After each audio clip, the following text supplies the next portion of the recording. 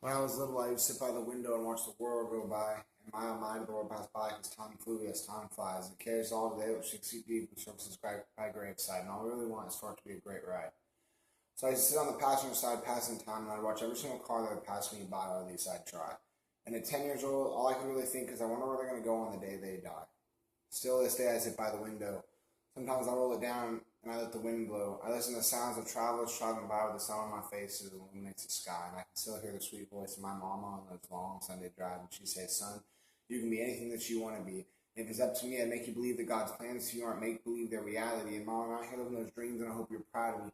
Because you taught me what it's like to live life powerfully. You taught me what it's like to silence the voices of those who believe life is nothing but the pursuit of a salary, or to tragedy, to live for money, to travesty. So, Mom, to be rich without faith, forget it. Because of you, broke is what I'd rather be. If money talks, I don't want it to talk to me. Because I'd rather be a poor man living in poverty than a slave to pay for refusing to trust in God's sovereignty. At 10 years old, I was inspired. I was inspired to live a life that inspires others to take off the flat tires and travel freely down the highway. Like I don't care what Satan says, ain't one thing gonna stand in my way.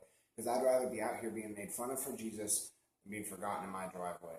And let's be honest, man, so many of us do. And we waste the opportunity to get up and spread truth, and we wake up at 85 and say, well, how did my youth never put it to use? Christians afraid of letting their voice be heard, even more afraid of letting God's voice be heard through them. Unaware that their life is on display as a show for all to see, like Truman, and that dead men around them by the power of their testimony can become new men. We all make excuses why we don't live life sold out, like, yo man, I'm just human. Yes, you are, but God isn't. And when he hung on that cross and said it's finished, he handed you a blank page and a pen and said, here at the first and last sentence, it's a fight, man.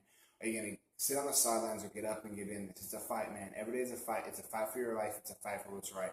And so often the wrong feels so right. But I read the last page of the Bible and believing, man, it's going to be all right.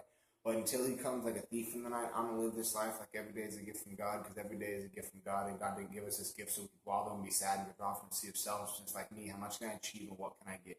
So we abide by this American dream, but really it's nothing but the American scheme. It's a suicidal society where we scorn the Tim Tebows and celebrate the Charlie Sheens, and we wonder why we're losing the teams. We wonder what it all means. It means the sin is on the rise. We bought into its lies, but thank God Jesus is still in the business of saving lives. He can save yours just like he saved mine. And because he did, I don't have to focus on who I was or what I did, because Jesus never said, I told you. He only said, I love you. 3 nails and 2 wooden beams, believing man he loves you, and his promises are true, and the Bible is truth, and liberal professors who bash it are fools. But God still loves fools, and I'm really no better. I'm just a messed up dude who struggles with sin. But I'm not about to deny my Creator to get an A on a paper, because there's going to be a day, whether it's soon or whether it's later, that a guy in a suit and tie is going to stand on the stage as my loved ones cry. He's going to say, that day I was born, the day that I died. And when they say my name, I'll be far off and afraid in a place far away, all because I chose Jesus over this. All because I didn't want to be another Judas who sold away his Savior for a wink and a kiss. You can't pump the brakes on life's highway. You can't go back and you can't go sideways. But if I had it my way, I'd go back to the 10-year-old me and I'd say, Noah, don't waste one opportunity to pray. Be different from this world and stand out in every single way, because we're all just traveling our graves. When you stand before Jesus, what will you say?